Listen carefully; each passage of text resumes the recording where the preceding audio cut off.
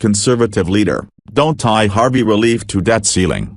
The chairman of the conservative House Freedom Caucus says aid for victims of Hurricane Harvey should not be part of a vehicle to raise the debt ceiling. Rep. Mark Meadows, an ally of President Trump who leads the conservative caucus, said disaster aid should pass on its own, apart from separate measures the government must pick up in September to raise the nation's borrowing limit and fund the government. The Harvey relief would pass on its own, and to use that as a vehicle to get people to vote for a debt ceiling is not appropriate, he said in an interview with The Washington Post, signaling agreement with Trump on the approach. It would send the wrong message to add $15 to $20 billion of spending while increasing the debt ceiling, Meadows added. Talk of combining legislation to fund the government and raise the debt ceiling picked up after it became obvious that Congress would need to take action to help communities stricken by Harvey's rainfall. Much of the Houston area remains underwater nearly a week after the storm hit. Congress faces end-of-month deadlines to prevent a government shutdown and raise the debt ceiling. Lumping the two measures together and then adding Harvey aid to the larger package would make it difficult for members to vote against it. The Freedom Caucus has enough members to block legislation from passing the House if Democrats also vote against the package. The conservative group has vehemently opposed a clean debt ceiling lift,